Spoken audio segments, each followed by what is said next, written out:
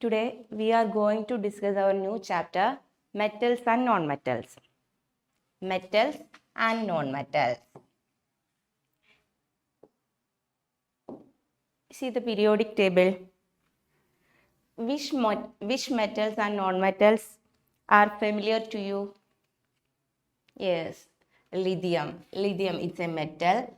Sodium, we know potassium, calcium, magnesium, is iron, cobalt, copper, silver, gold, aluminium. These are metals, and carbon, nitrogen, oxygen, sulfur, phosphorus, chlorine, bromine, iodine. These are non-metals. Argon, krypton, xenon, etc. are non-metals. Some of the elements are metals and some of the elements are non-metals. We know that.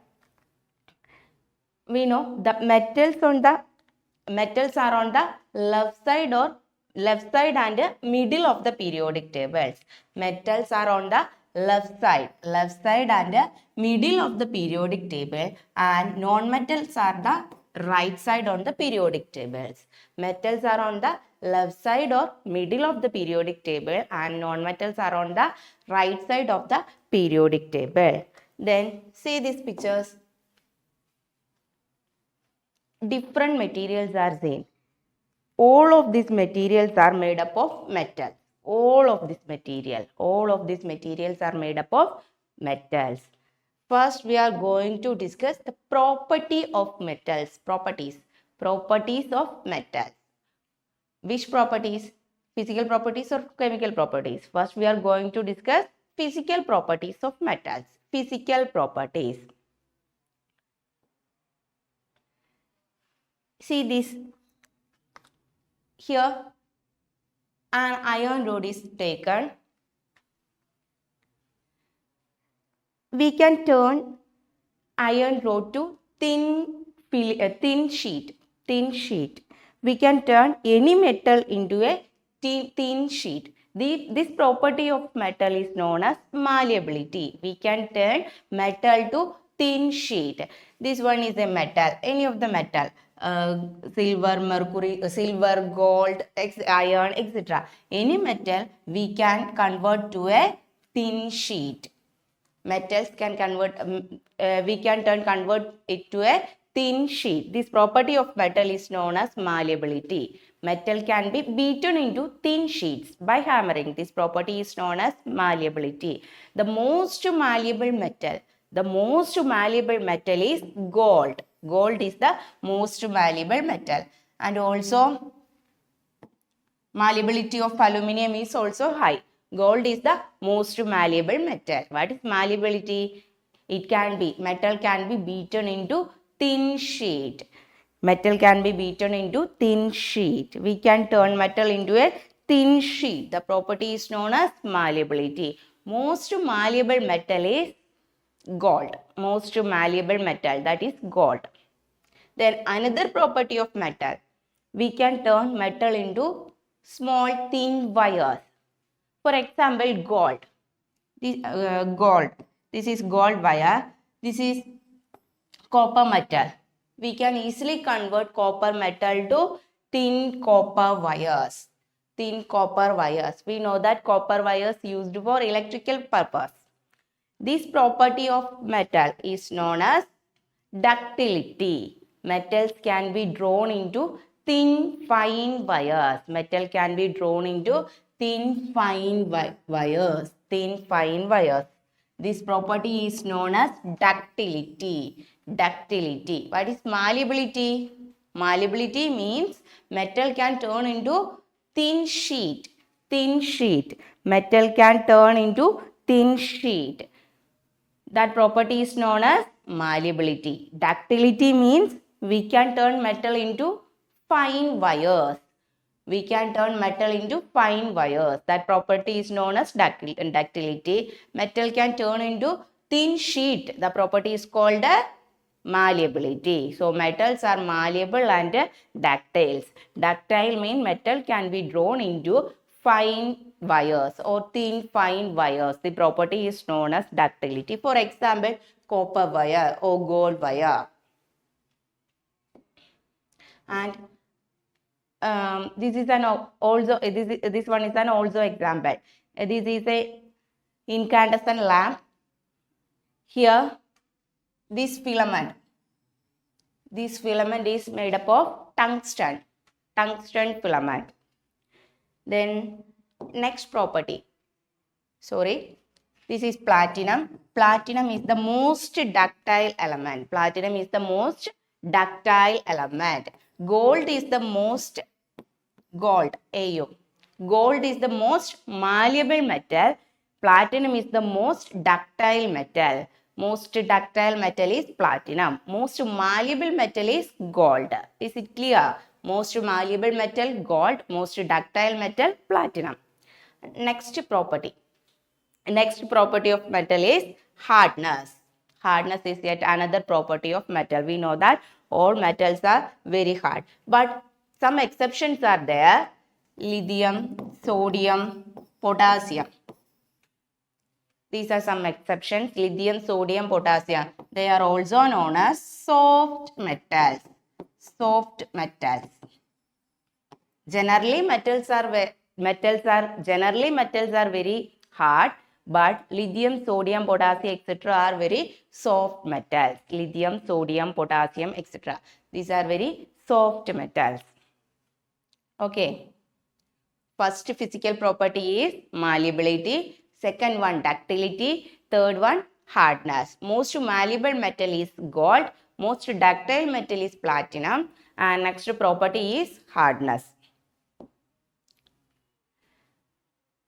Then next one is metallic luster. Next physical property is metallic luster. Metal are lustrous. That means it has shining appearance. Metal has shining appearance. If we cut metals, the newly formed surface. See the newly formed surface has shining appearance. This property is known as metallic luster. So the fourth physical property is metallic luster. The surface newly formed when metals are cut has a shining appearance. This property is known as metallic luster. The surface newly formed when metals are cut has a shining appearance. This property is known as metallic luster. This is the fourth property.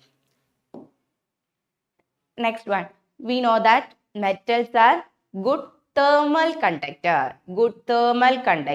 It conducts electricity as well as heat. It's a good thermal conductor.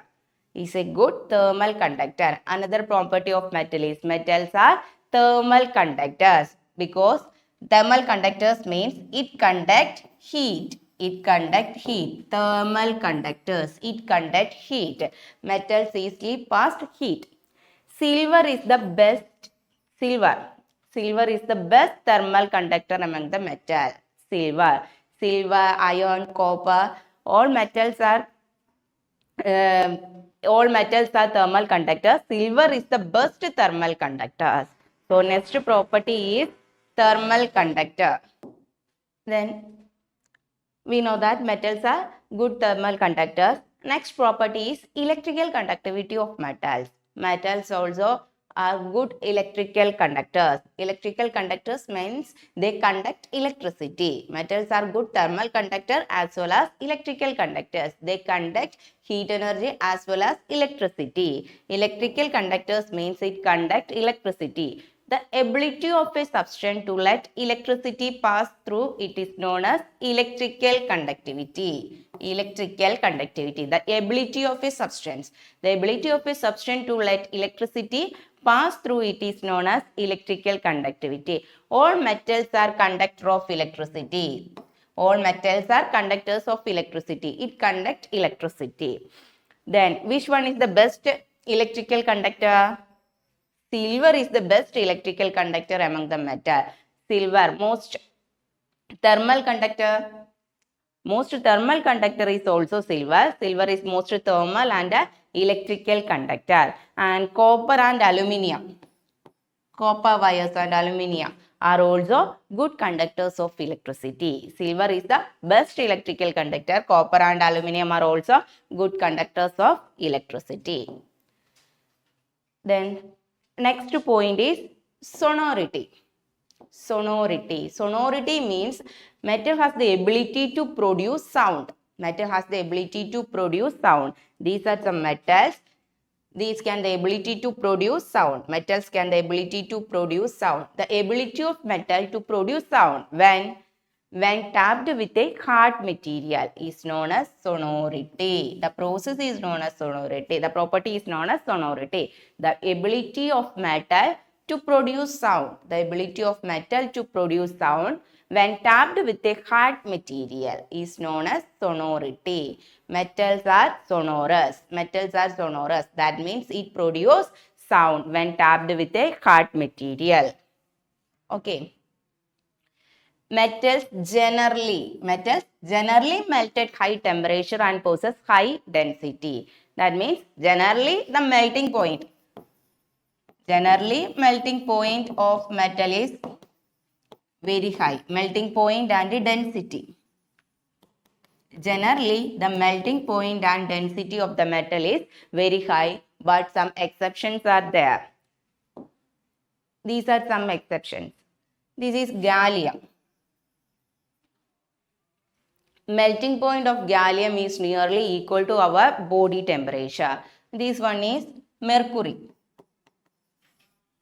And this is cesium.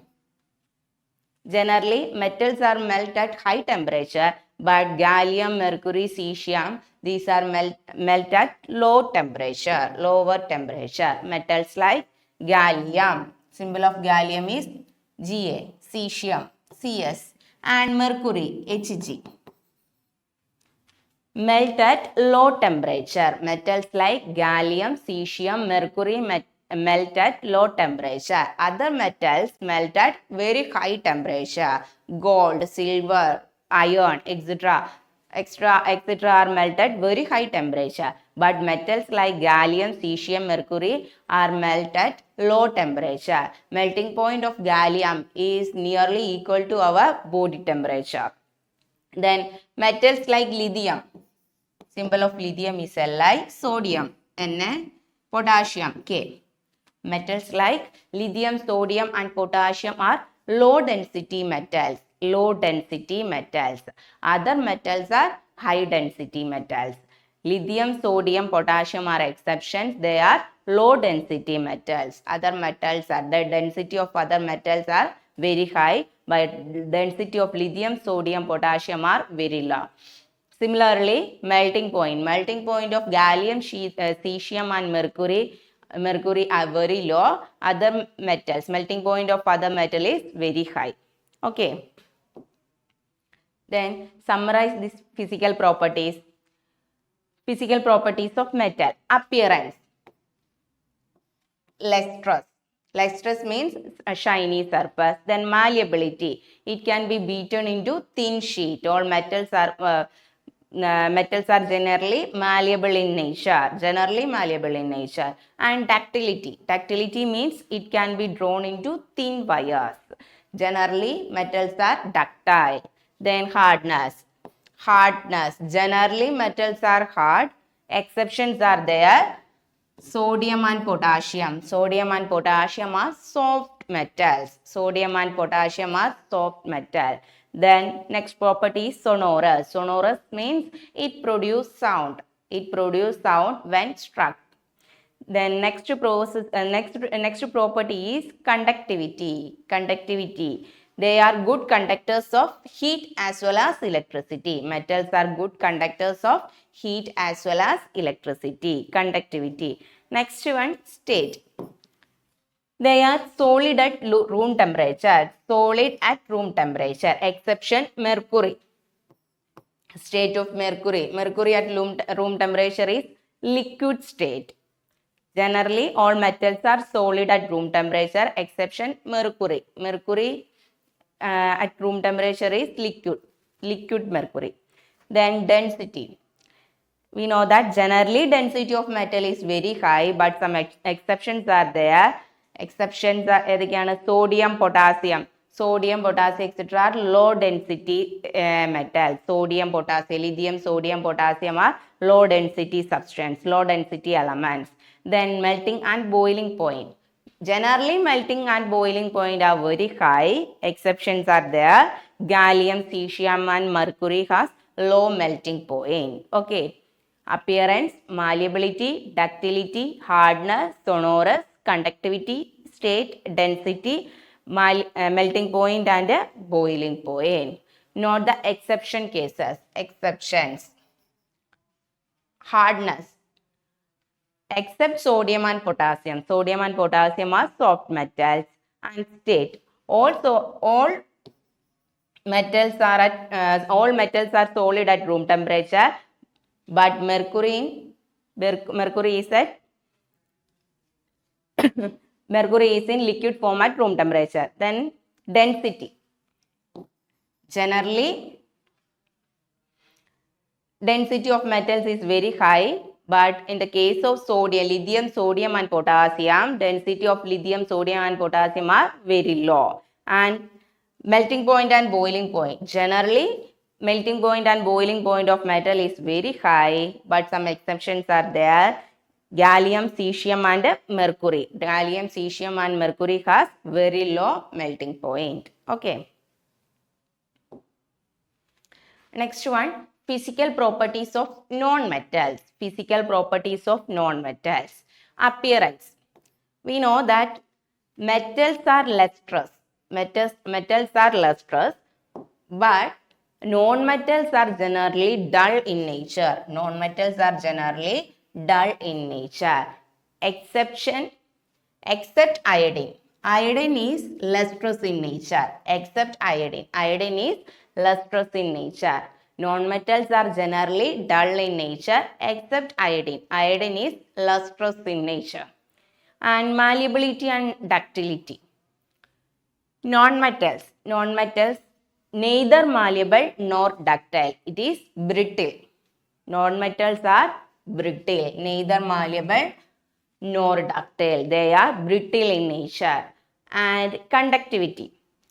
Non-metals are poor conductors of heat as well as electricity. Poor conductors of heat and electricity.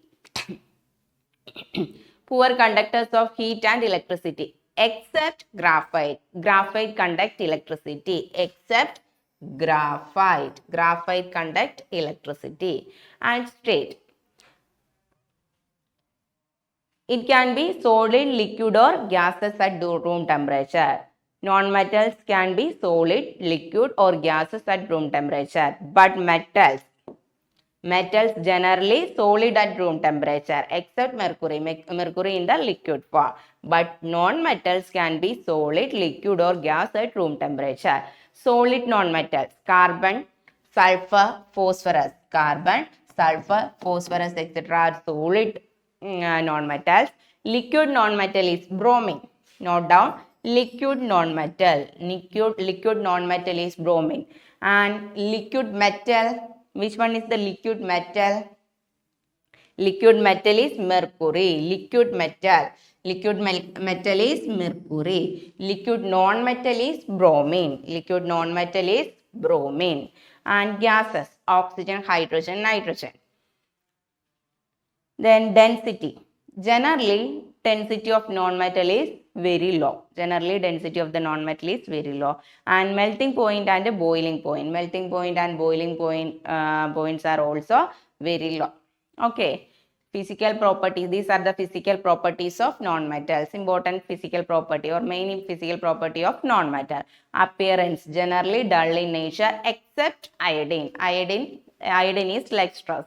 And malleability and ductility. It is neither malleable nor ductile. It is brittle in nature. And conductivity. It is poor conductor of heat and electricity except graphite. Graphite is an allotrope of carbon. Graphite is an allotrope of carbon. Okay. Graphite and diamond both are allotropes of carbon. So graphite conduct electricity. Then state. It can be solid, liquid or gas at room temperature. Solid non-metal, carbon, sulfur, phosphorus. Liquid non-metal. Liquid non-metal is bromine. Liquid metal is mercury. And gaseous non-metal, oxygen, hydrogen and nitrogen. Then density is generally very low. Melting point and boiling points are also generally low. We know that carbon is a non-metal. Carbon is a non-metal that can exist in different forms. Each form is called an allotrope. Allotropic form of carbon is diamond and graphite. Diamond, an allotrope of carbon, is the hardest material, hardest natural substance, hardest natural substance known, and has a very high melting point and boiling point. But generally, melting point and boiling point of non-metals are generally low. But in the case of diamond, its melting point and boiling point is very high.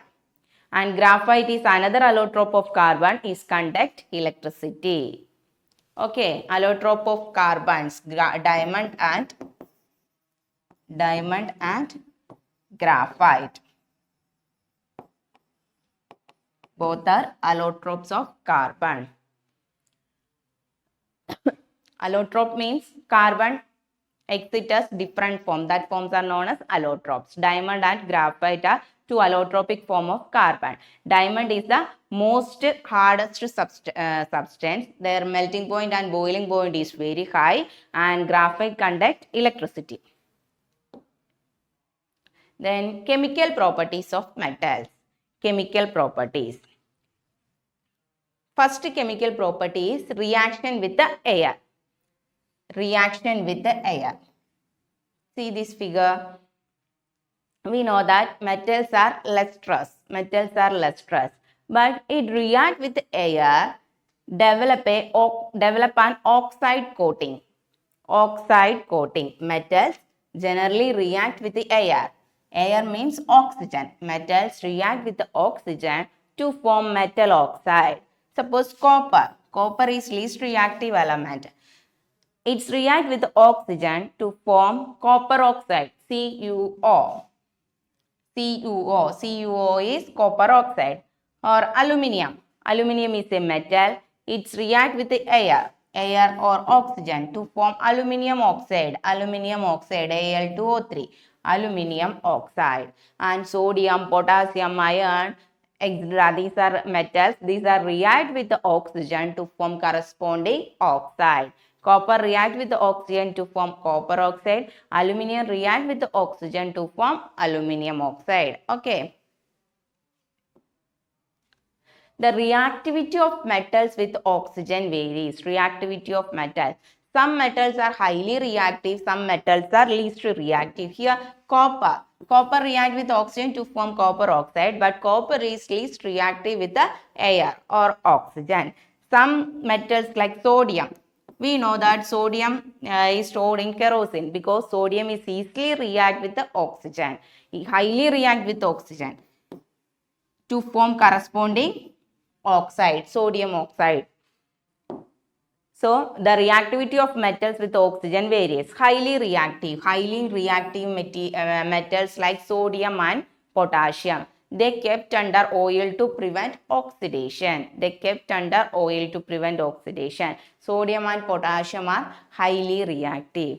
Then, moderatively reactive elements. Moderatively reactive elements are magnesium, aluminium, zinc and iron. Magnesium, aluminium, zinc and iron are moderatively reactive elements. Magnesium, aluminium, zinc and iron. Magnesium react with the oxygen. Magnesium, Mg.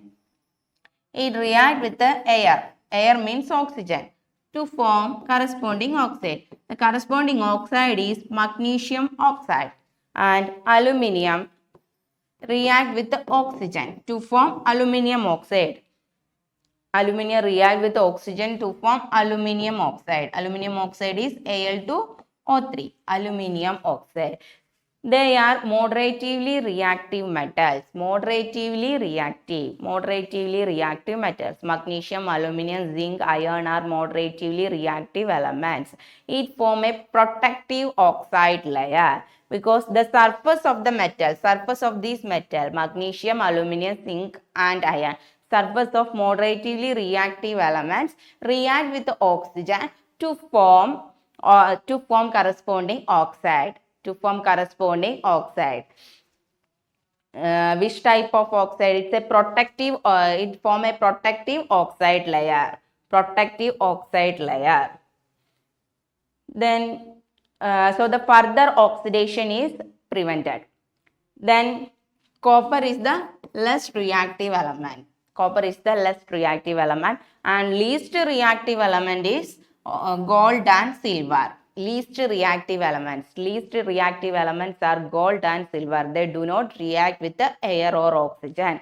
Least reactive, gold and silver are least reactive elements. They do not react with the air or oxygen. And less reactive element is copper. Slowly react with the air. Highly reactive metals are sodium and potassium. It is easily react with air or oxygen to form corresponding oxides. Sodium forms peroxide and superoxide, and potassium also formed peroxide and superoxide. And moderatively reactive elements are magnesium, aluminum, zinc and iron. The surface of the metal react with the oxygen to form oxide. Okay. We know that metal oxides are basic in nature. And non-metal oxides are acidic in nature. Metal oxides are basic in nature. But some oxides such as aluminium oxide Al2O3, and zinc oxide is ZnO. Some metal oxides like aluminium oxide and zinc oxide show both acidic as well as basic behavior. That means aluminium oxide and zinc oxide react with both acid as well as base. That is, it shows both acidic as well as basic nature. Such metal oxides which react with both acid as well as base to produce salt and water are known as amphoteric in nature, oxide. Aluminium oxide and zinc oxide are amphoteric oxides. Aluminium oxide Al2O3 and zinc oxide ZnO are amphoteric oxide. Aluminium oxide and zinc oxide are amphoteric oxide because it reacts with both acid as well as base. It shows both the property of acid as well as base. Aluminium oxide Al2O3, it reacts with the acid. That means here aluminium oxide acts as base because a base and an acid react to form salt and water. HCl is an acid, Al2O3. Here it acts as base. Al2O3 react with HCl to form AlCl3. AlCl3 is salt and to form water. And in the second reaction, aluminium oxide react with the sodium hydroxide. We know that sodium hydroxide is a base. Here aluminium oxide. Nature of aluminium oxide is acidic because an acid react with base to form salt and water. Here aluminium oxide react with the base to form sodium aluminate. Sodium aluminate is NaAlO2. Sodium aluminate, NaAlO2 and water. Here aluminium oxide show acidic in nature. But in the first case, the nature of aluminium oxide is basic in nature. So aluminium oxide react with both acid as well as base. So it is amphoteric oxide. Another amphoteric oxide is zinc oxide. Generally, metal oxides are basic in nature. Generally, metal oxides are basic in nature. That means the metal oxides react with the acids only. But in the case of aluminium oxide and zinc oxide, they react with the both acid as well as base. That means the nature of these oxides are acidic as well as basic. So, this type of oxides are known as amphoteric oxides. Amphoteric oxide. Zinc also react with the acid and base. Okay. Zinc oxide, ZnO, react with the HCl to form corresponding salt. Corresponding salt is ZnCl2, zinc chloride, ZnCl2 and H2O, water. And zinc oxide also react with the sodium hydroxide to form corresponding salt. Then most metal oxides are insoluble in water. Most of the metal oxides are insoluble in water. Metal oxides are insoluble in water. But some exceptions are there. Some of these are dissolved in water to form alkali. For example, sodium oxide, Na2O, and potassium oxide, K2O, sodium oxide and potassium oxide. Sodium oxide dissolve in water to form NaOH. NaOH is an alkali. And also potassium oxide, K2O, is dissolved in water to form KOH, potassium hydroxide. This is also an alkali. So, most of the metal oxides are insoluble in water, but some of these are dissolved in water to form corresponding alkali. Example, oxides of sodium and potassium. Sodium and potassium oxide dissolve in water to form corresponding alkali. Sodium hydroxide and potassium hydroxide.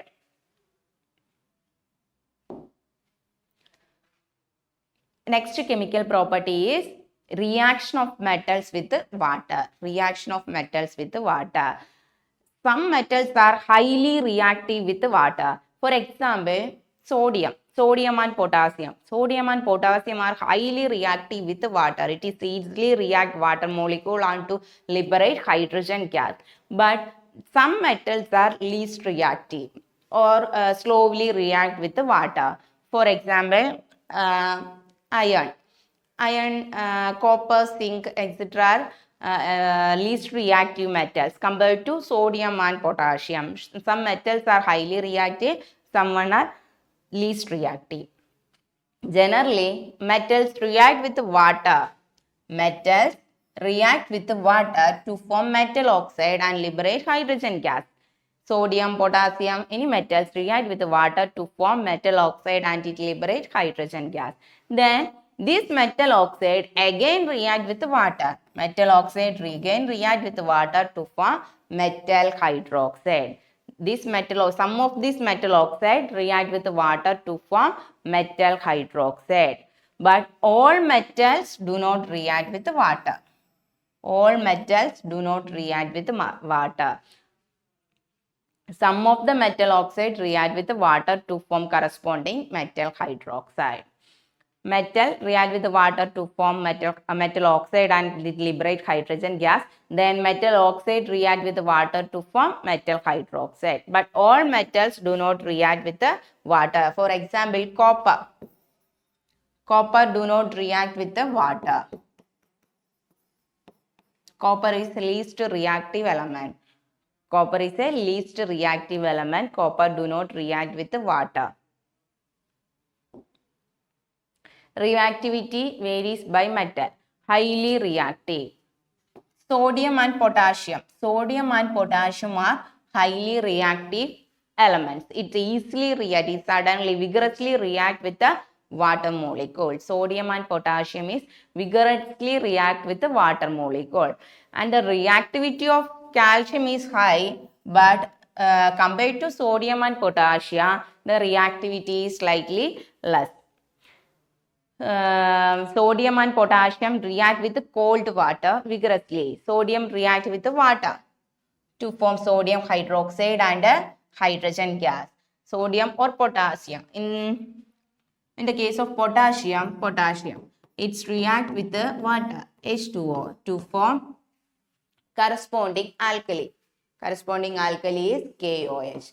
And it also liberates hydrogen gas plus heat. It liberates heat energy. Sodium also react with water to liberate heat energy. That means this reaction is an exothermic reaction. It liberates heat energy. Exothermic reactions means it liberates heat energy. That type of reaction is exothermic. Dissolution of sodium or potassium is an exothermic reaction. It reacts with the water molecule to liberate hydrogen gas and produce an alkali. In that time, it also liberates certain amount of energy. So, this is an exothermic reaction.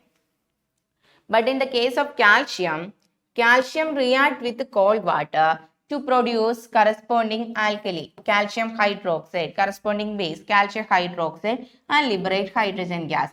But here, heat energy is not liberated. Heat energy not liberated. But sodium and potassium react with water, it liberates heat energy.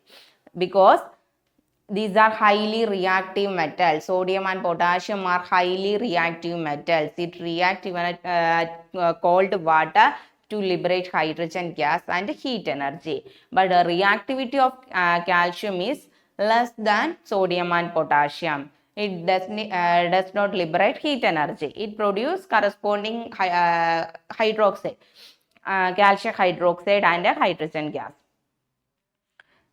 Then moderately reactive element. Moderately reactive element is magnesium. Magnesium is moderately react with the water. Magnesium react with the hot water.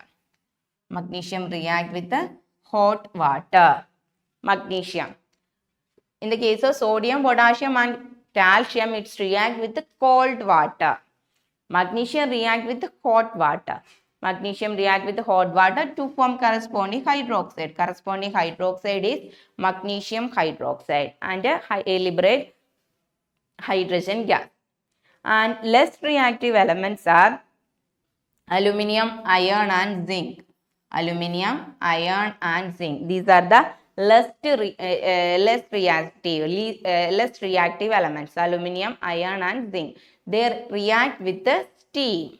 They react with the steam. Aluminium react with the steam. Steam means water vapors.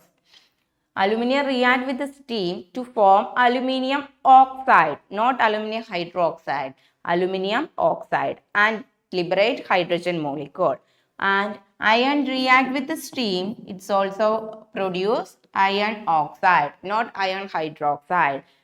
Less reactive elements like aluminium, zinc and iron react with the steam to produce corresponding oxide, not hydroxide, corresponding oxide, and to liberate hydrogen gas. Then least reactive elements are copper, silver, gold.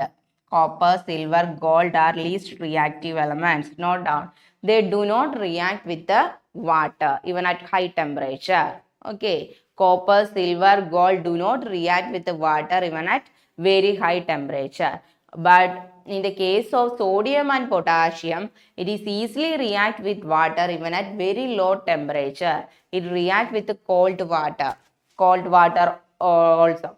React with the cold, vigorously react with water to liberate hydrogen gas and heat energy.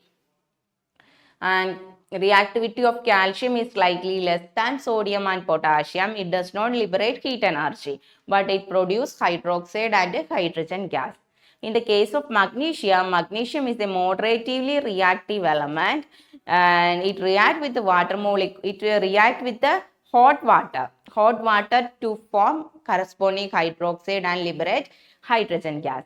Less reactive elements are aluminium, iron and zinc. These react with the steam only. Aluminium, iron and zinc react with the steam to form corresponding oxide, aluminium oxide and iron oxide, not hydroxide. Less reactive elements such as elements like aluminium, iron and zinc react with the steam to produce corresponding oxides, not hydroxides, and liberate hydrogen gas. And least reactive elements are copper, silver, and gold. They do not react with the water. They do not react with the water. Then reaction with the acids. Reaction with the acids. Metals react with the dilute acid. Metals react with the dilute acid to form corresponding salt and hydrogen. Suppose zinc. Zinc is a metal. It reacts with the HCl. Zinc reacts with the HCl to form zinc chloride and H2. Zinc chloride and H2. But in the case of copper is a metal, but it does not react with the dilute HCl. It does not react with the dilute HCl. Copper does not react with water, and reactivity of copper in air is very least. In reactivity in the case of acids, reactivity with acids, copper does not react with the dilute HCl. Copper does not react with the dilute HCl. Other metals react with the dilute HCl to form corresponding salt and eliminate hydrogen gas. Zinc react with the HCl to form zinc chloride and H2. Reactivity decreases in order. Magnesium is greater than, aluminium is greater than, zinc is greater than iron. Magnesium metal is more reactive than aluminium, zinc and iron. It easily reacts with the acid, dilute acid to form corresponding salt. Suppose magnesium,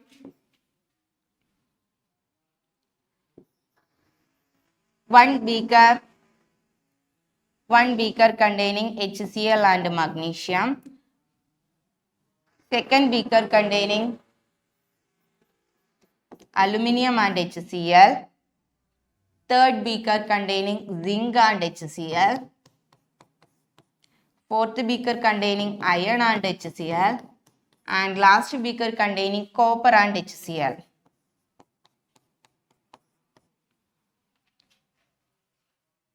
And observe the beakers. We can see magnesium is easily react with HCl to form magnesium chloride, MgCl2, and liberate hydrogen gas, H2 gas. And aluminium is also react with HCl to form aluminium chloride. Aluminium chloride is AlCl3 and liberate hydrogen gas.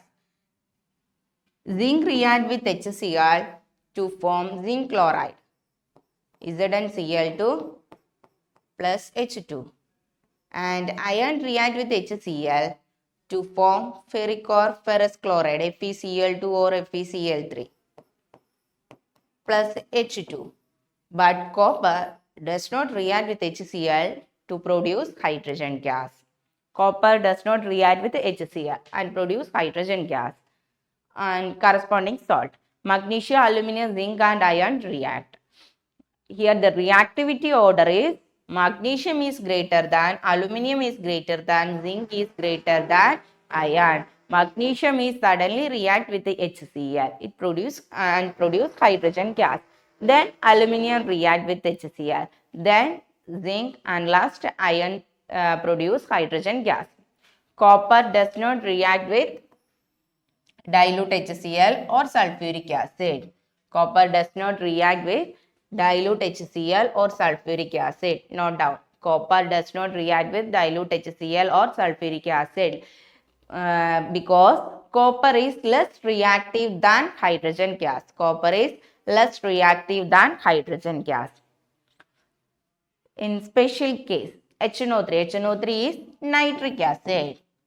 It's being a strong oxidizing agent. Nitric acid is a strong oxidizing agent.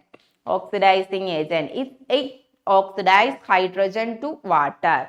Nitric acid is a strong oxidizing agent. It oxidizes hydrogen to water. Then no hydrogen gas evolved except with the magnesium and manganese in very dilute HNO3. Magnesium and manganese. No hydrogen gas is evolved except with the magnesium and manganese in very dilute HNO3. Generally, metals react with the acid to liberate hydrogen gas. But in the case of HNO3, no hydrogen gas is evolved except with the magnesium and manganese in very dilute HNO3. Okay. Then reaction with the solution of other metal. Reaction with the solution of other metal salt. We know that more reactive metal displays less reactive metal. More reactive metal displays less reactive metal. And here note the reactivity. Reactivity of iron and copper. Which is more reactive? Copper is least reactive. Copper is least reactive. Here, iron and copper sulfate. Iron is more reactive than copper. So, iron displays copper from its compound. Iron atom displays copper from its compound to form a compound and eliminate copper. More reactive metal plus here iron is the more reactive metal plus salt solution of less reactive metal. We know that copper is a less reactive metal. The solution of less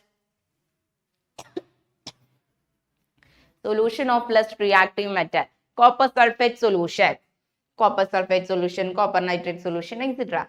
Any solution of less reactive metal, any salt solution of less reactive metals gives salt solution of more reactive metal, FeSO4 plus less reactive metal. That means more reactive metals displace less reactive metals from its compound.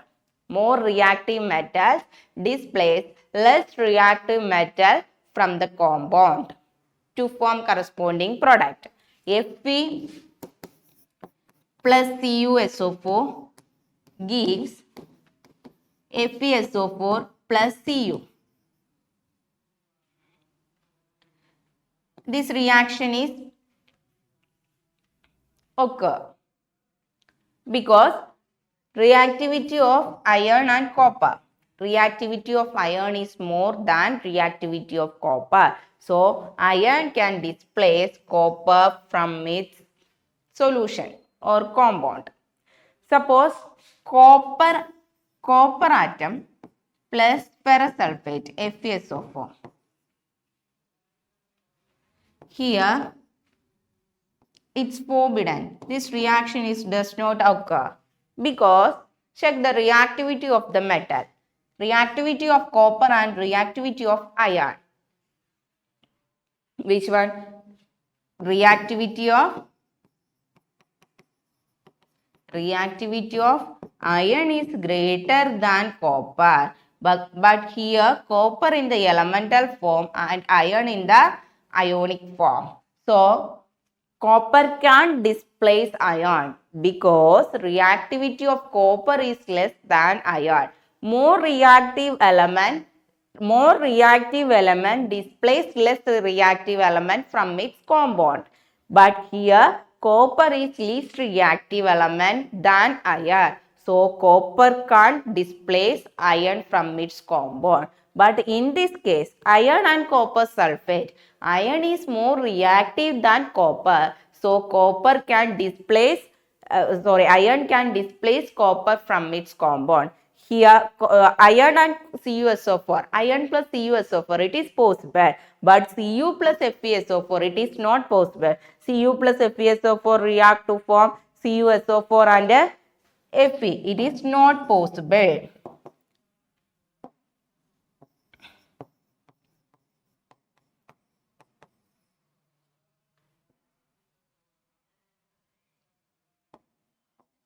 This is not possible. Cu plus FeSO4 gives CuSO4 plus Fe. This is not possible because reactivity of copper is less than reactivity of iron. So copper can displace iron from its compound. But iron plus CuSO4 gives FeSO4 plus Cu. This one is possible because iron is most reactive than copper. So it can easily displace copper from its compound. This is a displacement reaction. More reactive metal displays. More reactive metal displays less reactive metal from its salt solution. So, by heart the reactivity of the metals. Some of them are given here. Magnesium is more reactive.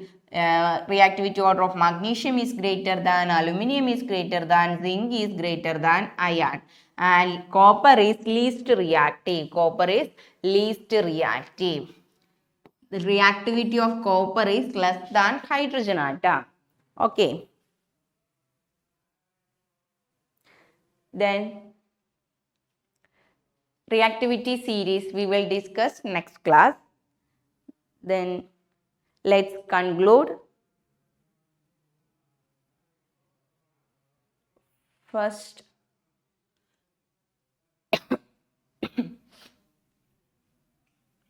let's conclude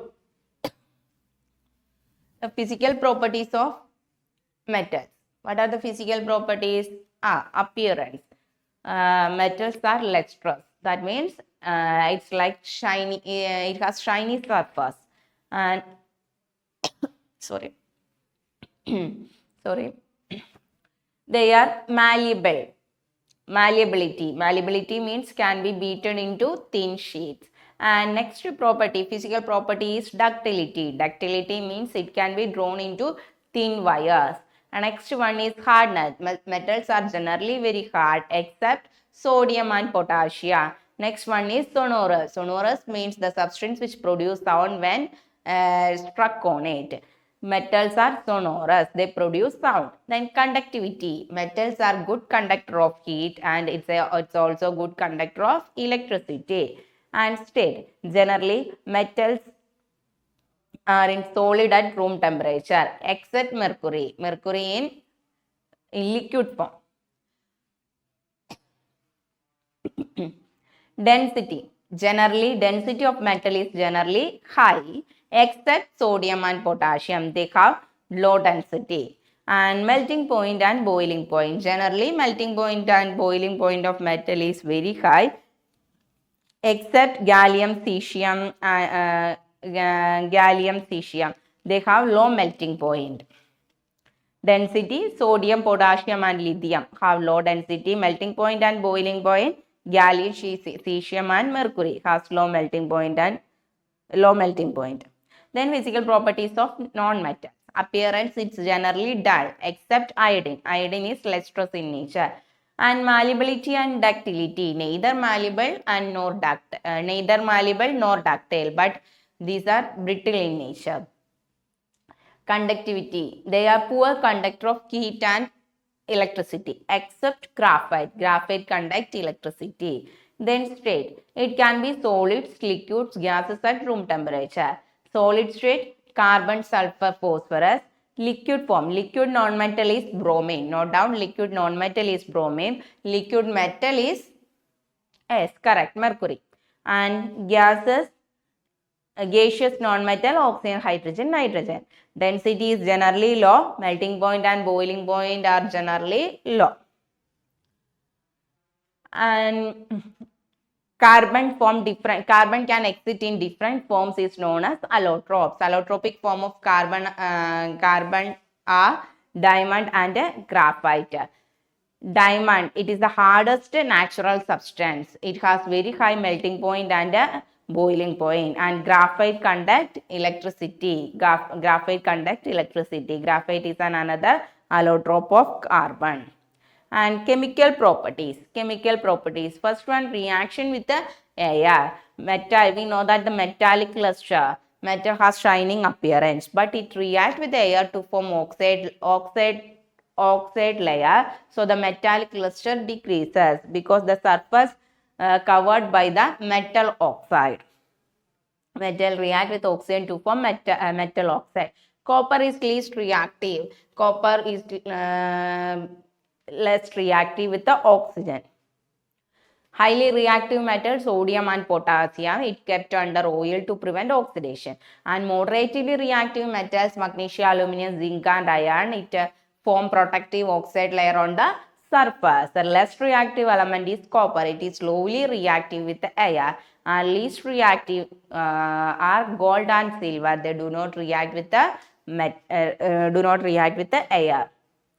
And generally metal oxides are basic in nature. Metal oxides are basic in nature. Non-metal oxides are acidic in nature. But in the case of aluminium oxide and zinc oxide, they react with both acid as well as base. Metals are basic in nature. That means it react with acids only. But in the case of aluminium oxides and zinc oxide, they react with both acid as well as base. That means these type of metals are known as amphoteric oxides. Amphoteric oxide means they react with both acid as well as base. That means it shows both acidic nature and basic nature. Aluminium oxide and zinc oxide are amphoteric oxide. Other metal oxides are basic in nature. Aluminium oxide and zinc oxide are amphoteric oxide because they react with both acid as well as base. Other metal oxides are basic in nature, so it reacts with only acids and to produce corresponding salt and water. Then most of the metal oxides are insoluble in water, but sodium and potassium metal oxides are soluble in water and to form corresponding alkali. And reaction with the water. Some of the metals are highly reactive with water, but some of them are least reactive. Metal react with water first to form metal oxide, then the metal oxide react with water to form metal hydroxide. But all metals do not react with water. For example, copper. Copper, silver, gold, etc. do not react with the water. Highly reactive metals are sodium and potassium, and it is also liberate heat energy also. Sodium and potassium react with the water to liberate heat energy. And calcium, reactivity of calcium is slightly less than reactivity of sodium and potassium. It does not liberate heat energy, but it is highly reactive. It reacts with the cold water. Moderatively reactive metal is magnesium. Magnesium reacts with the hot water. And less reactive element is aluminium, zinc and iron. It reacts with the steam only and to form produce corresponding oxide, not hydroxide. And least reactive elements are copper, silver and gold. They do not react with the water. And reaction with the acid. Generally metals react with acid to produce hydrogen gas. Copper does not react with the dilute HCl or dilute H2SO4. Reactivity order of some metal is magnesium is greater than, aluminium is greater than, zinc is greater than iron. Magnesium, aluminium, zinc, iron. Copper does not react because the reactivity of copper is less than hydrogen. And special case nitric acid, it's a strong oxidizing agent. It oxidizes hydrogen to water. And reaction with the solution of other metals. More reactive metals displace less reactive metals from its solution to form corresponding product. Only more reactive metal displace less reactive metal. Here iron is more reactive than copper. So iron can displace copper from its solution. Okay. Thank you. See you on next class. Today we are going to discuss reactivity series. Reactivity series. We know that some elements are highly reactive and some of them are least reactive. In the previous class, we already learned with displacement reaction. What is displacement reaction? Yes, in the displacement reaction, the most or more reactive element displaces less reactive element from its solution. Reactivity of here compare the reactivity of iron and copper. Reactivity of iron is greater than reactivity of copper. So, iron can displace copper from its solution and to form ferrous sulfate. This is a displacement reaction. More reactive element displace less reactive element from its solution, from its salt solution to form corresponding product. That reaction is called a displacement reaction. In this example, Fe react with CuSO4. Here Fe is more reactive than Cu, so Fe can displace Cu from its solution to form ferrous sulfate. Suppose copper plus FeSO4. Reverse this reaction. Copper plus FeSO4. Is it possible? Copper plus FeSO4 gives CuSO4 plus Fe. Is this reaction is possible? Yes, it's not possible because compare the reactivity of copper and iron. The reactivity of copper is less than reactivity of iron. Copper can't replace iron from its solution. So, some elements are highly reactive, some elements are least reactive. Here, iron is more reactive than copper. So, iron displaces copper. Today, we are going to discuss reactivity series. These are some elements arranged in the decreasing order of reactivity. Arrangement of metals in decreasing order of reactivity. Decreasing order. Potassium. Reactivity of potassium is greater than sodium. We know that lithium, sodium, potassium are highly reactive elements. It easily react with they are vigorously react with the air to produce hydrogen gas. Highly reactive metals, sodium, potassium, lithium, etc. are highly reactive metals. The reactivity, decreasing order of reactivity is potassium is greater than, sodium is greater than, calcium is greater than, magnesium is greater than, aluminium is greater than, zinc is greater than, iron is greater than, lead is greater than, hydrogen is greater than, copper is greater than, mercury is greater than, silver is greater than, gold. That means reactivity of silver, mercury, gold. These are very least. Silver and gold almost unreactive metals. This is the decreasing order of reactivity. The most reactive metals are potassium, sodium and calcium. Most reactive metals, potassium, sodium and calcium. That means it easily release electron and to form corresponding ions. Suppose potassium. Potassium is a highly reactive metal. It easily release electron. Potassium easily release one electron and to form corresponding ion. Which ion? Easily release one electron and to form corresponding potassium ion, K plus ion, K plus ion. Sodium is a highly reactive metal. So, sodium also release electron. Sodium also release one electron to form Na plus ion, corresponding cation, sodium ion, Na plus ion. Calcium is also reactive.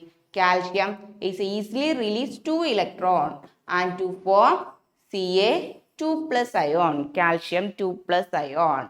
Okay, highly reactive elements easily release electrons and to form corresponding cations.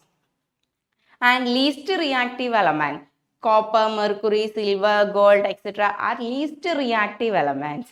The least reactive elements do not form ion easily. Very difficult to form ions. Cu2 plus ion or Cu plus ion and Ag plus ion. The process is very difficult. It do not form ion easily because these are very least reactive metals. But highly reactive metals, it easily release electrons and to form corresponding cations.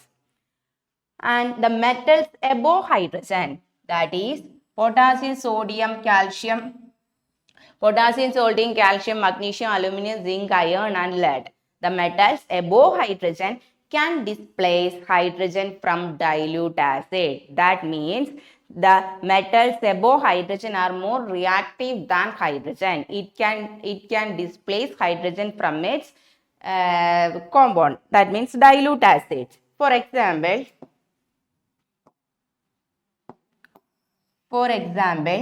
zinc. Sorry. For example, zinc. Zinc react with the dilute HCl. We know that zinc react with the dilute HCl to produce hydrogen gas. Zinc react with the dilute HCl to produce hydrogen gas and form a salt. Which salt? Yes, correct. Zinc chloride salt. But copper does not react with the dilute HCl. Copper does not react with the dilute HCl, or copper does not react with the dilute HCl to form hydrogen gas and corresponding copper chloride. That reaction is not possible. Why? Because see the reactivity series, in the first reaction, zinc react with the HCl, zinc and hydrogen. Reactivity order of zinc and hydrogen. Reactivity, the strength of zinc and hydrogen. Zinc is more reactive than hydrogen. So, zinc can easily displace hydrogen from its solution. Zinc can easily displace hydrogen from its solution because zinc is more reactive than hydrogen to form corresponding salt. Salt is zinc chloride and it eliminates H2 gas. But in the case of copper and HCl, Cu plus HCl, this reaction does not occur. Why? Because the reactivity, compare the reactivity of copper and hydrogen. Reactivity of hydrogen is greater than copper. Reactivity of hydrogen is greater than copper. Here reactivity of copper is less than hydrogen. So copper can't displace hydrogen from its solution. Copper can't displace hydrogen from its solution. So this reaction is not possible. But zinc can displace hydrogen from its solution. Zinc react with the dilute HCl or dilute H2SO4 to form corresponding salt and liberate H2 gas. Also magnesium plus HCl. Magnesium plus HCl to form MgCl2 plus H2 gas. This reaction is possible. But Ag, silver plus HCl gives AgCl plus H2. This reaction is not possible. Why? Because compare the reactivity strength of magnesium and hydrogen. Magnesium is more reactive than hydrogen. Magnesium is here, hydrogen is here. Magnesium is more reactive than hydrogen. So magnesium can displace hydrogen from its solution and to form corresponding salt and liberate hydrogen gas. But in the second case, reactivity of silver and hydrogen. Reactivity of silver and hydrogen. Reactivity of hydrogen is greater than silver. So silver can't displace hydrogen from its solution. So the second reaction is not possible. But the first reaction is possible. The metal above hydrogen. Metals above hydrogen can displace hydrogen from dilute acids. Dilute acids like HCl or H2SO4, dilute sulfuric acid. Zinc also react with the dilute sulfuric acid. Zn plus dilute sulfuric acid H2SO4 gives ZnSO4 plus H2. This reaction is possible. Compare the strength of zinc and hydrogen. But copper plus Cu plus dilute H2SO4 gives CuSO4 plus H2. This reaction is not possible because copper is least reactive than hydrogen. Copper can displace hydrogen from its solution. Okay, is it clear? Next point, the reactivity series helps predict the reaction with oxygen, water and acids. It helps to predict the reaction with oxygen, water and acids. We know that copper does not react with the dilute HCl or dilute acid. Why? Because the reactivity of copper is less than reactivity of hydrogen. Then next one, it helps to predict displacement reaction. Helps to predict the displacement reaction. Then next one, It helps to predict methods for metal extraction. Metal extraction means metal purification. Okay. Then move on to the next topic. This is the reactivity series. Reactivity series.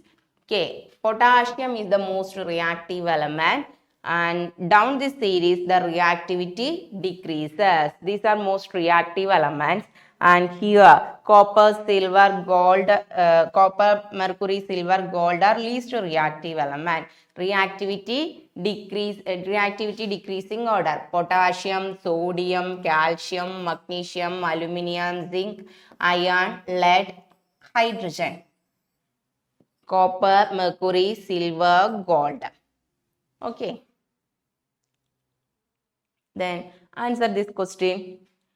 What would you observe when zinc is added to solution of iron to sulfate? Write the chemical reaction that takes place. What do you observe when zinc is added? Zinc is added to a solution of iron sulfate. Iron to sulfate is FeSO4. Reaction is possible or not? How to identify this reaction is possible or not? Check the reactivity of zinc and iron. Which is more reactive, zinc or iron? Check the reactivity. Zinc is here and iron is here. Which is more reactive? This is the decreasing order of reactivity. So, zinc is more reactive than iron. Reactivity order of zinc is more reactive than iron. Zinc is more reactive than iron. So, zinc can displace iron from its solution. So, the reaction is possible. Zinc can displace iron from FeSO4 solution, iron sulfate solution. And the product zinc displace iron to form ZnSO4 plus Fe. So the reaction is Zn plus FeSO4 gives ZnSO4 plus Fe. Suppose when an iron rod is dipped in zinc sulfate solution. This reaction is possible or not? This reaction is possible. No, this reaction is not possible because reactivity of zinc is greater than reactivity of iron. Here, iron is in the metal form and zinc in the compound form. Iron can't displace zinc from its solution. Because reactivity of iron is less than zinc. So, it can't displace zinc from its solution. This reaction is not possible. Fe plus ZnSO4 gives FeSO4 plus Zn. That reaction is not possible. But zinc plus FeSO4 gives ZnSO4 plus Fe. That one is possible. Because the reactivity of zinc is greater than reactivity of iron. Zinc can displace iron. Okay. Next topic is, how do metals and non-metals react? A metal and a non-metal react to form an ionic compound.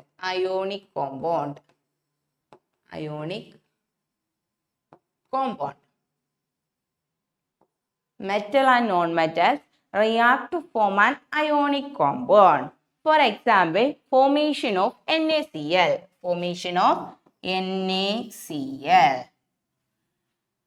We know that sodium, atomic number of sodium is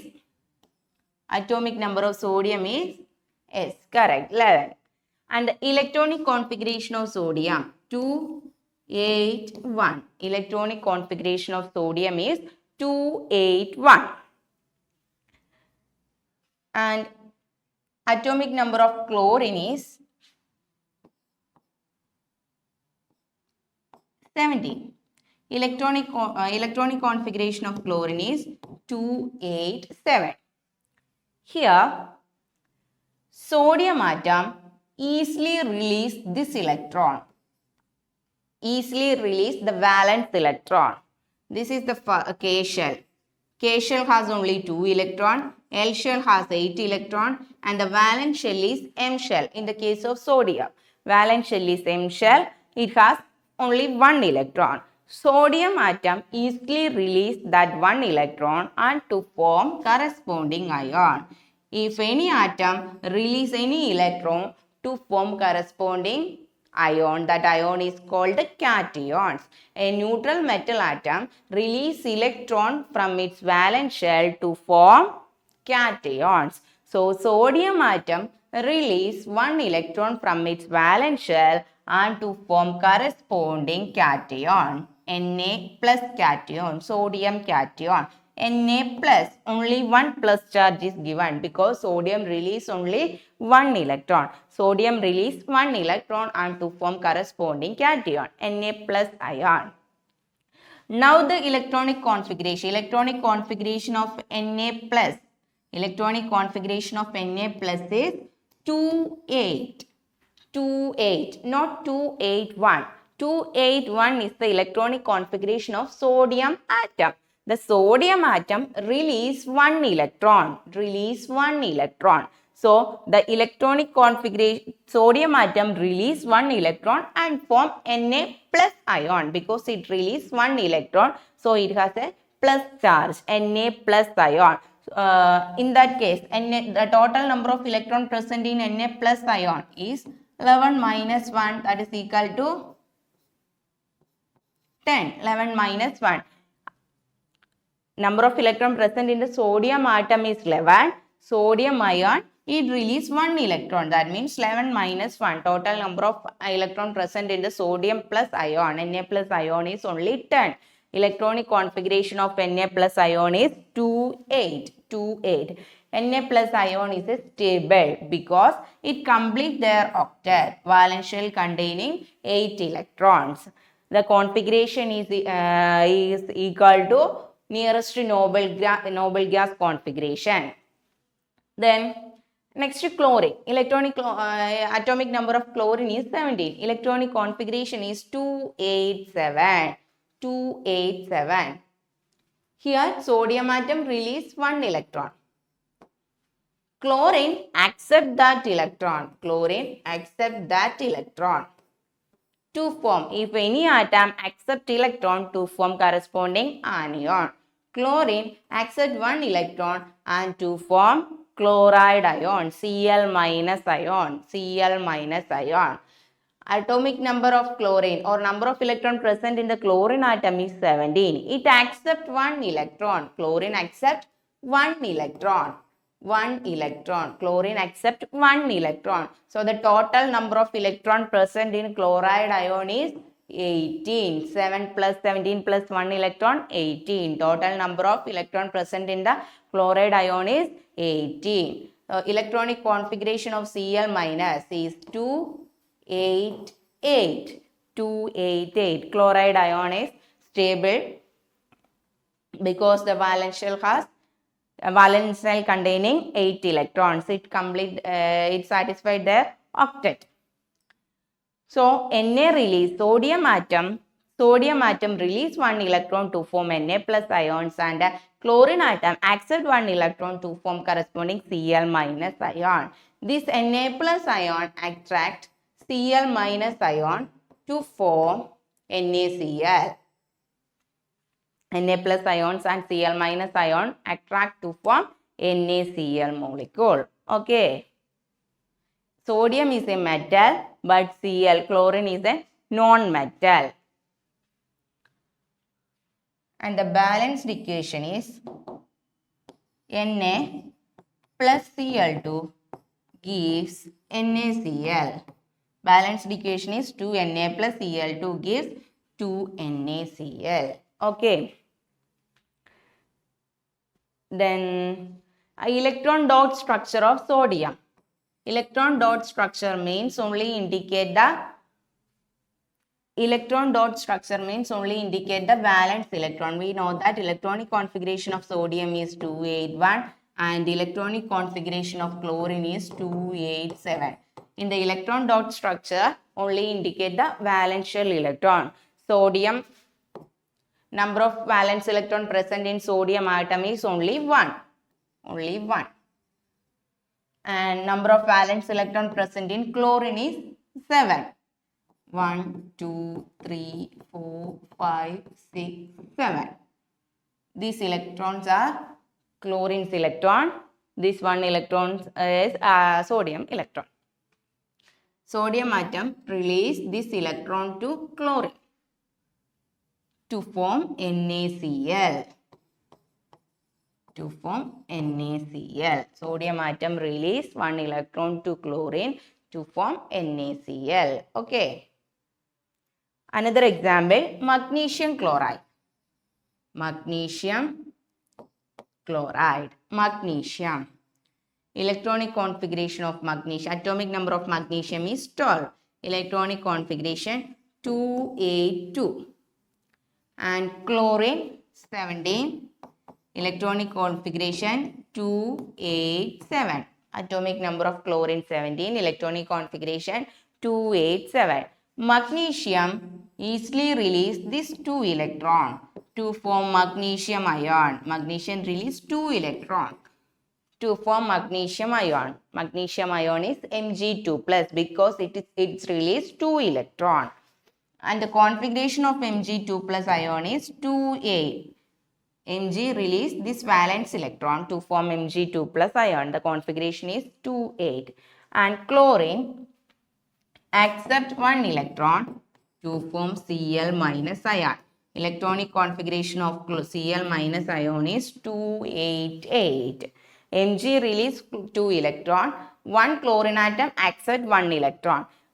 1 electron is remaining. That electron react with the another chlorine atom. That means Mg react with the 2Cl2 to form Mg react with the Cl2 to form MgCl2, magnesium chloride. 1 magnesium atom and 2 chlorine atom combine to form MgCl2, magnesium chloride. Okay. Metals tend to lose electron to achieve noble gas configuration. Noble gas configuration.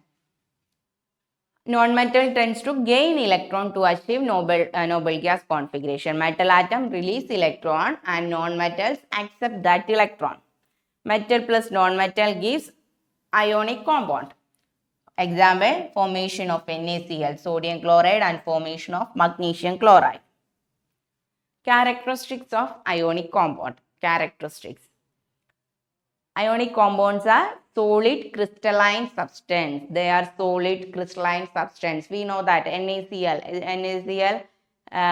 a solid and a crystalline substance. And they have high melting point and a boiling point. Ionic compounds have high melting point and a boiling point. They generally soluble in water and insoluble in organic solvent. Generally soluble in water and insoluble in organic solvent. Organic solvent like benzene, heptane, etc.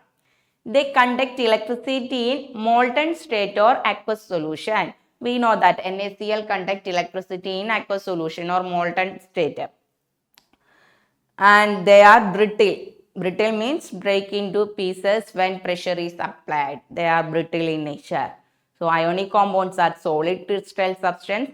They have high melting point and boiling point. They generally soluble in water, insoluble in organic solvent. They conduct electricity in molten state or aqueous solution and they are brittle in nature. Then do this problem. Write the electron dot structure for sodium, oxygen and magnesium. Sodium, atomic number 11. Electronic configuration 281. And next one, oxygen, atomic number 8. Configuration 26. And magnesium, atomic number 12. Electronic configuration 282. Electron dot structure of sodium. Electron dot structure only indicate the valence electron. Sodium atom has only 1 valence electron. So the electron dot structure of sodium is this. This one dot represents one electron. And oxygen. Oxygen has 6 valence electron. Oxygen has 6 valence electron. So the electron dot structure of oxygen is this. 1, 2, 3, 4, 5, 6. 6 dot represent 6 valence electron. And magnesium, Mg, dot or star. Magnesium, electronic configuration of 281. The valence shell containing only 2 electrons. So the electron dot structure of magnesium is this. Okay. Then show the formation of Na2O and MgO by the transfer of electron. Na2O. Sodium, this sodium atom release this electron to oxygen. Sodium atom, electronic configuration of sodium is 281. Sodium atom release one electron, release their one valence electron to oxygen atom. Oxygen accept that electron. Now the valence electron in the oxygen atom is 6 plus 1, 7. It does not complete their octet. So again oxygen react with another sodium atom. So two sodium atoms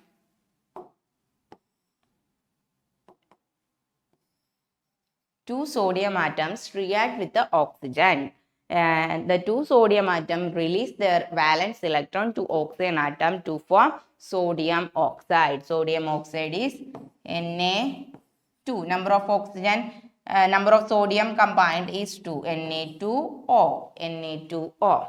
Then magnesium oxide. Oxygen has 6 electron. Valence shell electron present in oxygen is 6. They need 2 more electrons to complete octet.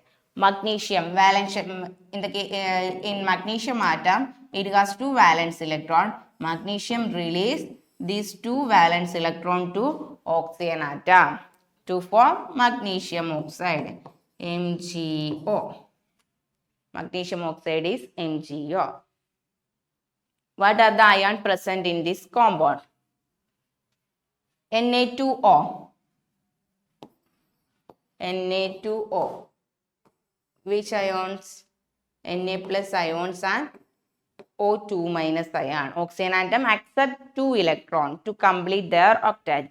Valence electron. Number of valence electron present in the oxygen atom is only 6. They need 2 more electrons to complete octet. So it accepts 2 electrons from 2 sodium atoms. So ions present in Na2O is sodium oxide is Na plus ion and O2 minus ion. Then next one, MgO, magnesium oxide. MgO, magnesium oxide. Magnesium release 2 electron, Mg2 plus ion, and oxygen accept 2 electrons, O2 minus ion, Mg2 plus and O2 minus ions. Okay.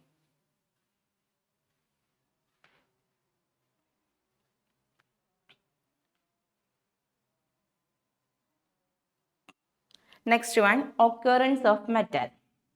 Minerals and ore. What is minerals? Minerals mean elements or compounds that occur naturally in the earth crust. Elements or compounds occur naturally in the earth crust are called minerals. And ore. Ores means minerals from which metals can be extracted profitably. Minerals from which metals can be extracted profitably is called ore. All ores are minerals, but all minerals are not ore. Okay, all ores are minerals.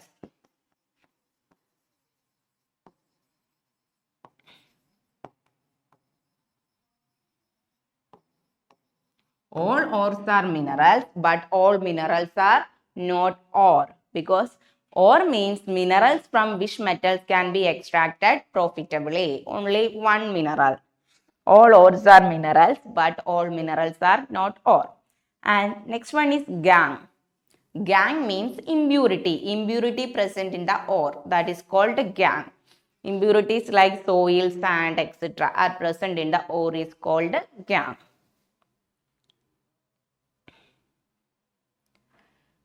This is the reactivity series. Potassium, sodium, calcium, magnesium, aluminum, zinc, iron, lead, hydrogen, copper, silver, copper, mercury, silver, gold. Potassium, sodium, calcium, magnesium, these are highly reactive elements separated by electrolysis. And moderatively reactive elements like zinc, iron, lead, copper are separated by reduction using carbon. And unreactive elements or least reactive elements found in the native state. Silver and gold are found in the native state. Activity series and related metal energy. Highly reactive metals separated by electrolysis. Potassium, sodium, calcium, etc. are separated by electrolysis. And moderately reactive metals like zinc, iron, lead are separated by reduction using carbon. And least reactive elements like silver and gold, found in native state. Then extraction of metals. Extraction means purification methods. The method of extraction depends on the reactivity of the metals. Metals of low reactivity metals are silver and gold. It is found in free state. Silver and gold found in free state. And mercury. In the case of mercury is also a low reactive metal. Mercury is extracted by simple heating on their ore. Mercury is extracted by simple heating on their ore. Gold and silver found in free state. Then metals of medium reactivity.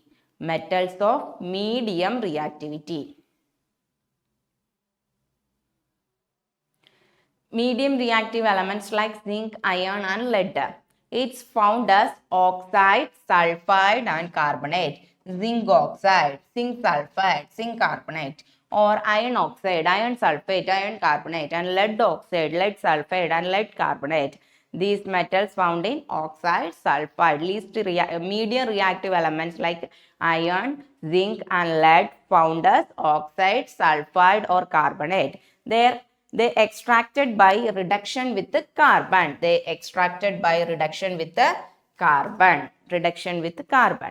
Then metals of high reactivities. High reactivity metals like sodium, potassium, calcium, magnesium, aluminium, etc. are found in combined state. They extracted by electrolytic reduction of their molten compound. Low reactivity metals like silver and gold found in free state, and mercury extracted by simple heating. And medium reactive elements like zinc, iron, lead, they are found as oxides, sulfides and carbonates, and it is extracted by reduction with the carbon.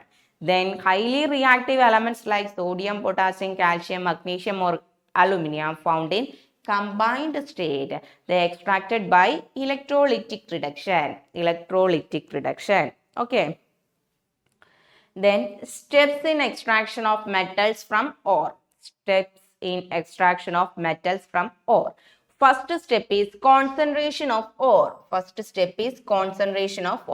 Concentration of ore means removal of impurities. Remove all the impurity from the ore. Impurities mean gangue.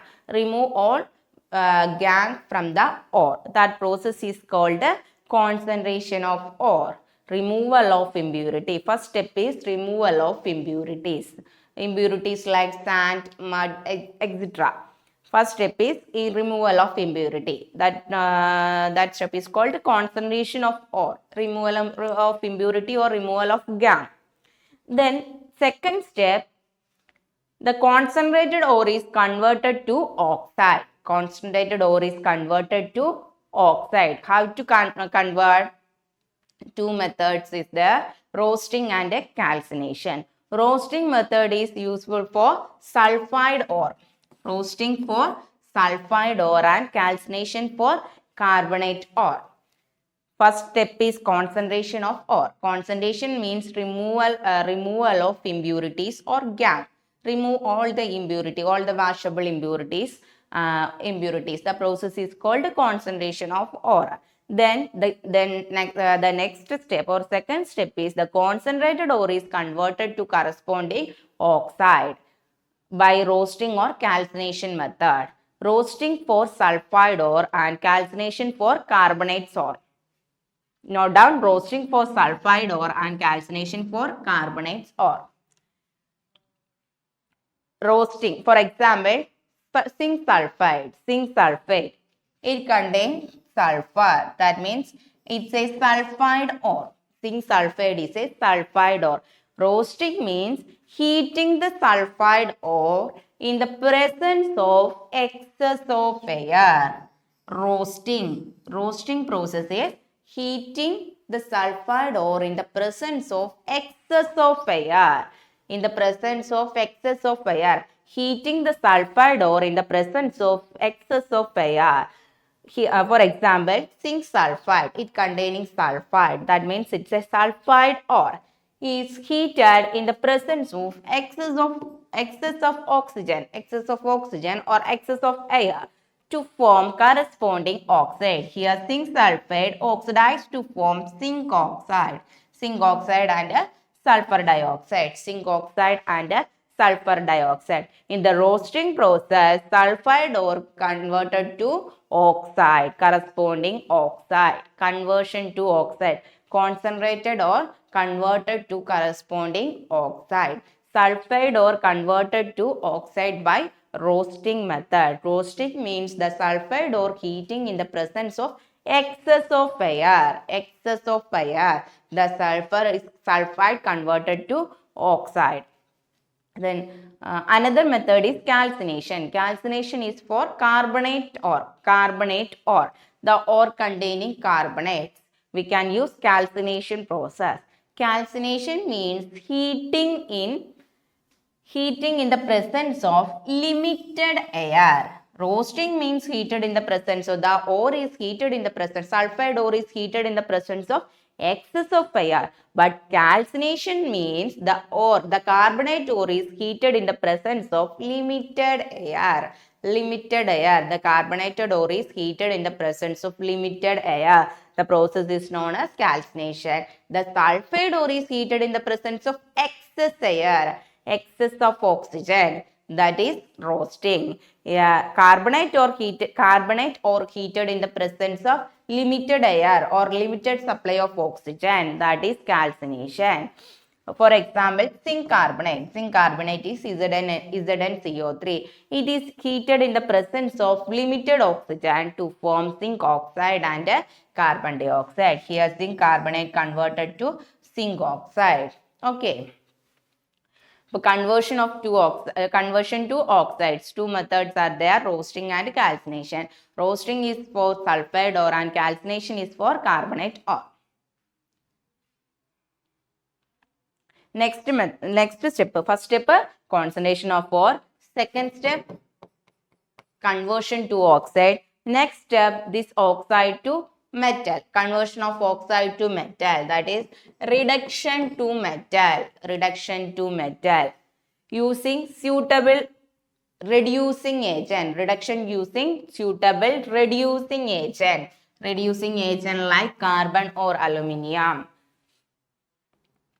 Here zinc oxide, reduction in the presence of carbon to form zinc and carbon monoxide. Zinc oxide converted to zinc. Metal oxide converted to metal. That is the fourth step. That is a reduction process. First step is concentration of ore. Concentration of ore means removal of gangue. And second method is the concentrated ore is converted to corresponding oxide. In the case of the concentrated ore is sulfide, it is converted to oxide by roasting method. The ore is carbonate by calcination method. Roasting means it is heating in the presence of excess of air, and calcination is heating in the presence of limited amount of air. Next method, Third method is the corresponding oxide or reduced to form corresponding metal. The metal oxide reduced to form corresponding metal. Reduction to metal. Metal oxide reduced to corresponding metal. Zinc oxide. Zinc oxide reduced to form zinc. Reduction. What is reduction? Reduction is removal of oxygen. Removal of oxygen or addition of hydrogen. Here zinc oxide release oxygen atom. So zinc is reduced and to form Zn. Reduction of metal. Reduction means removal of oxygen or removal of oxygen or addition of hydrogen atom. Here zinc oxide remove oxygen atom. That means reduction occur and to form corresponding metal. Corresponding metal is zinc. And electrolytic reduction is for highly reactive metal. Highly reactive metals like potassium, sodium, magnesium, etc. They are reduced in the presence of electricity. Electrolytic reduction. Electrolytic reduction. That's for highly reactive metals.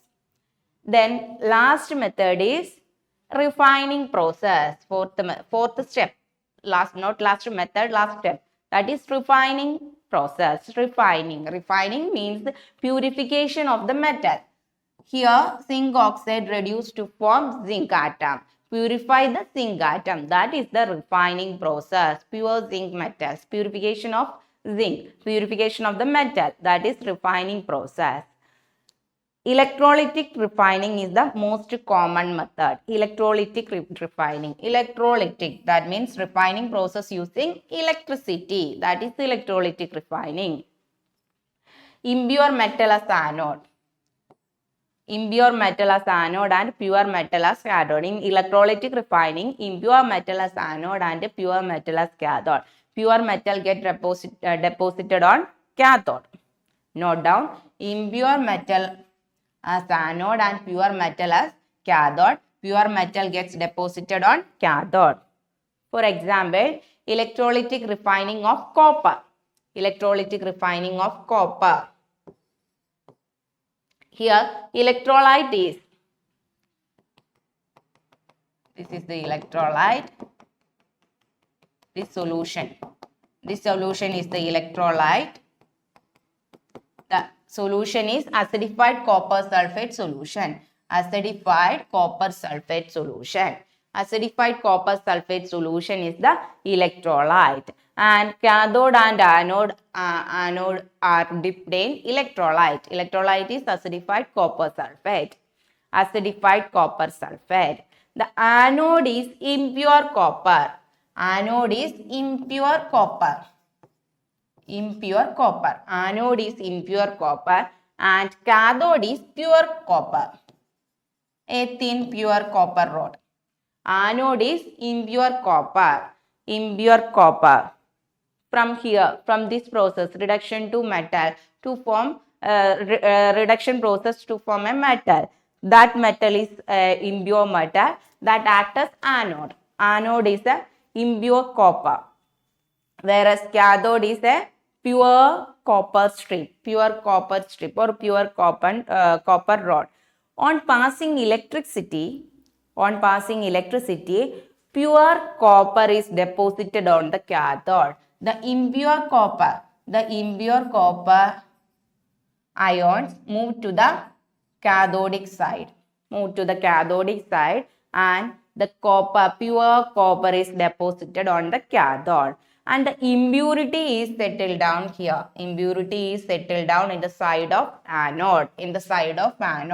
The impurity is settled down in the side of anode. That is called anode mud. Impurity is called anode mud. And the pure metal deposited on the cathode. Here, copper deposited on the cathode.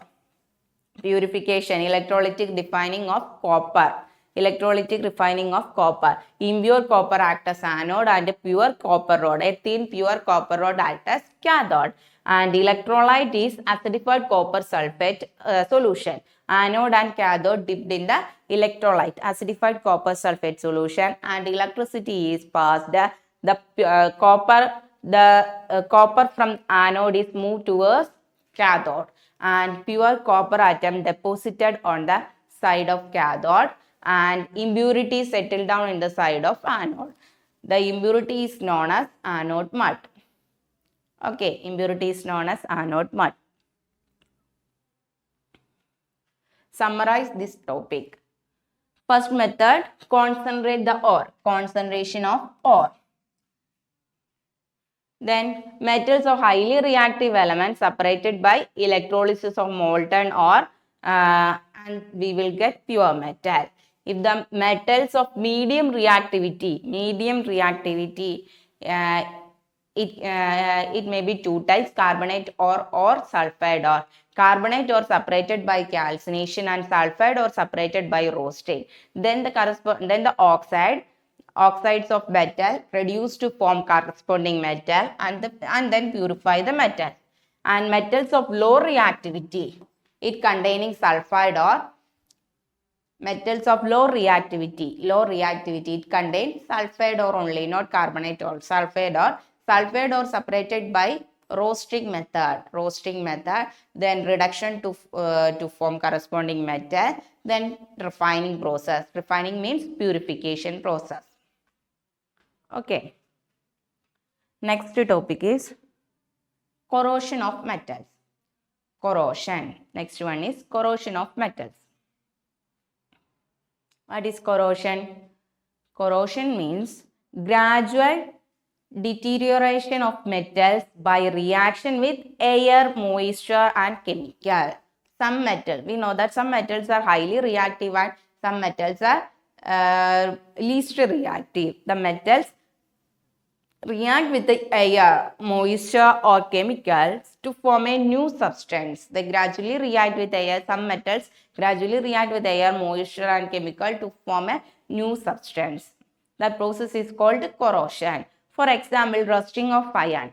Iron react with the atmospheric oxygen and water vapors to form Fe2O3.XH2O. XH2O means X moles of water combined with the Fe2O3. X moles mean 2, 3, 4, 5, etc. X moles of water combined with Fe2O3, iron oxide, to form rust, Fe2O3. The chemical formula of rust is Fe2O3.XH2O. Rusting of iron. Iron react with the atmospheric oxygen and the water vapors to form Fe2O3.XH2O. The Fe2O3.XH2O is known as rust. And another example is tarnishing of silver. Tarnishing of silver. Silver react with the H2S, hydrogen sulfide, to form Ag2S. Then green coating on copper. How? Copper react with the atmospheric carbon dioxide, water vapors, and oxygen to form CuCO3.CuOH twice. CuCO3.CuOH twice. That compound is a green colored compound, CuCO3.CuOH twice. Then how to prevent corrosion is painting, oiling or greasing, galvanization. Galvanization means it coated with the highly reactive elements like zinc. And chrome plating, anodizing for aluminium, and alloying. These are some prevention methods. Then alloys. What is alloys?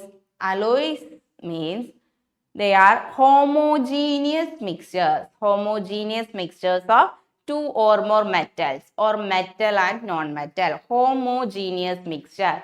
Alloys, they are homogeneous mixture of two or more metals or non-metal. Two or more metals or metal non-metals. Metal and non-metal.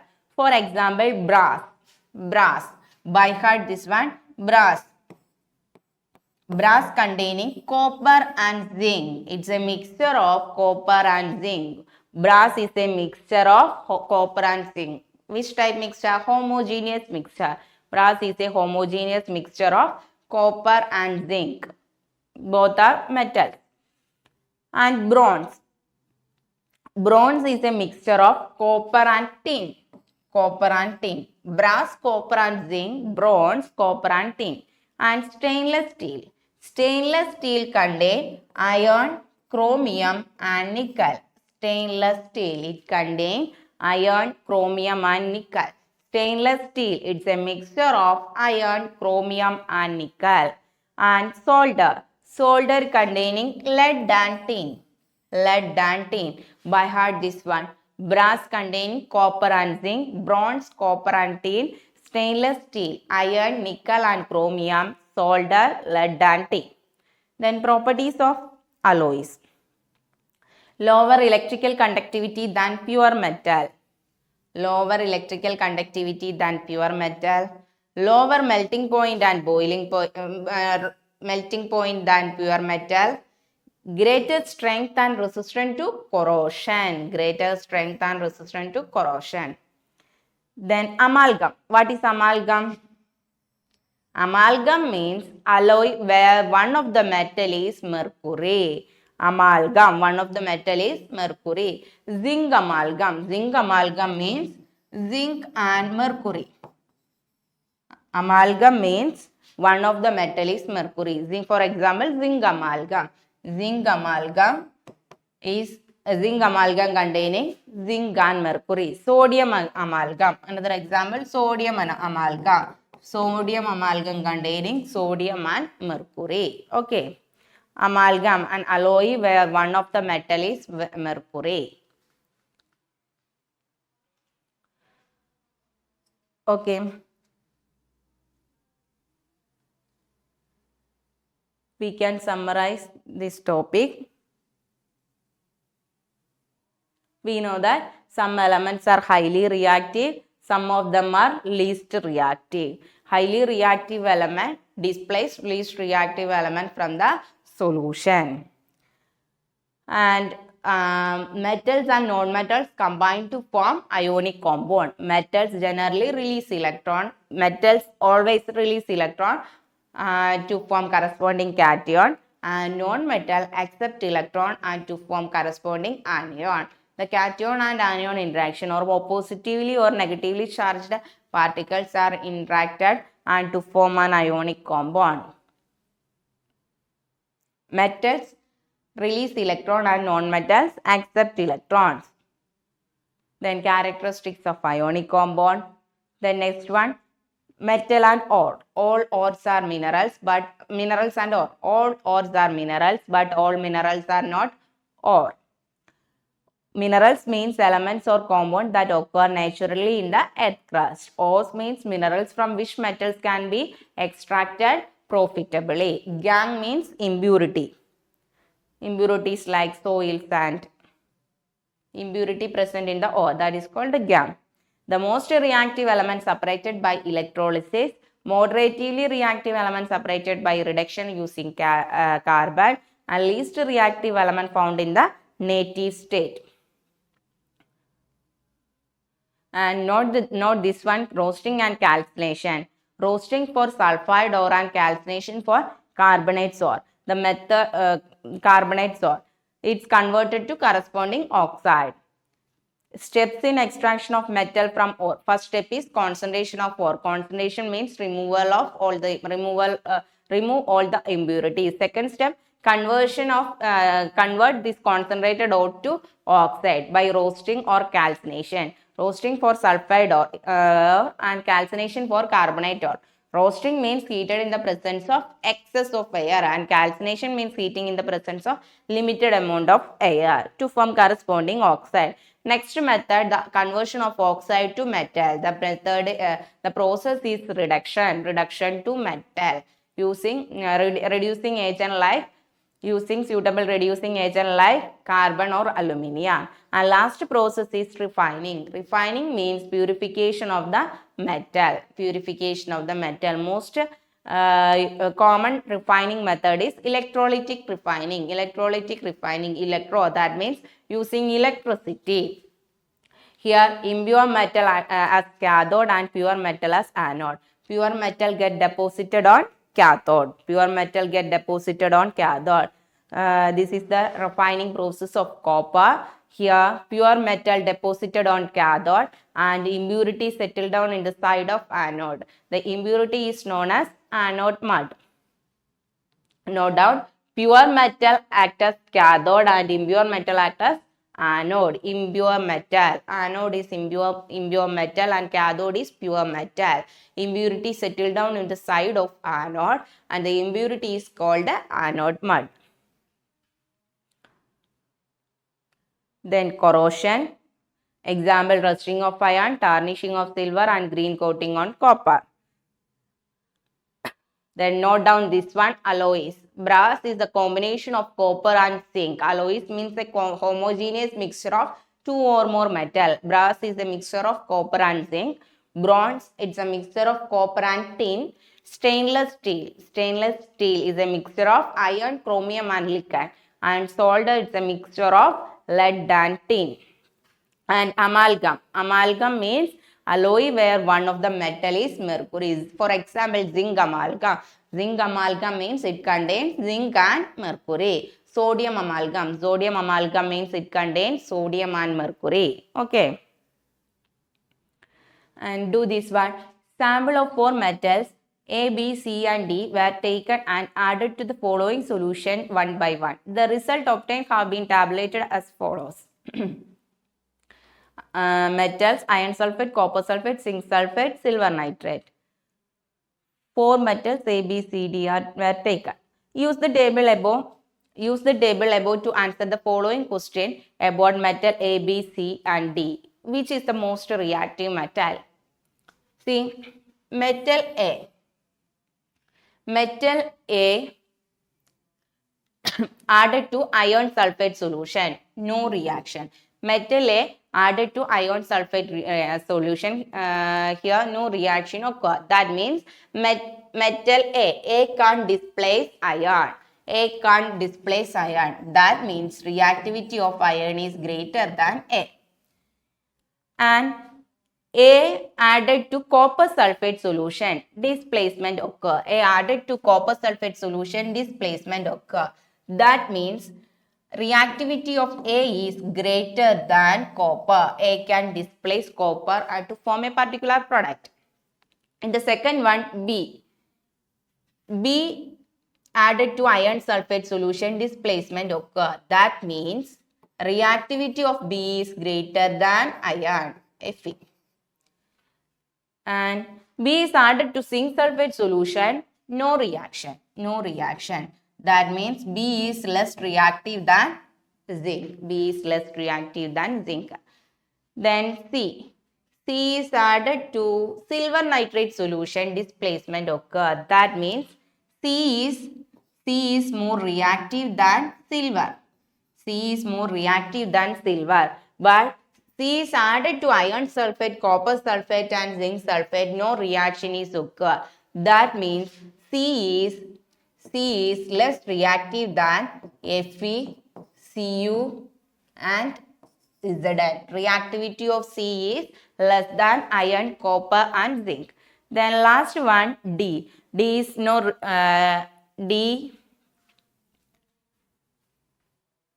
react with iron sulfate, copper sulfate, zinc sulfate and silver nitrate. That means D is least reactive or reactivity of D is less than iron, copper, zinc and silver because they do not D do not react with the iron sulfate, copper sulfate, zinc sulfate and silver nitrate solution.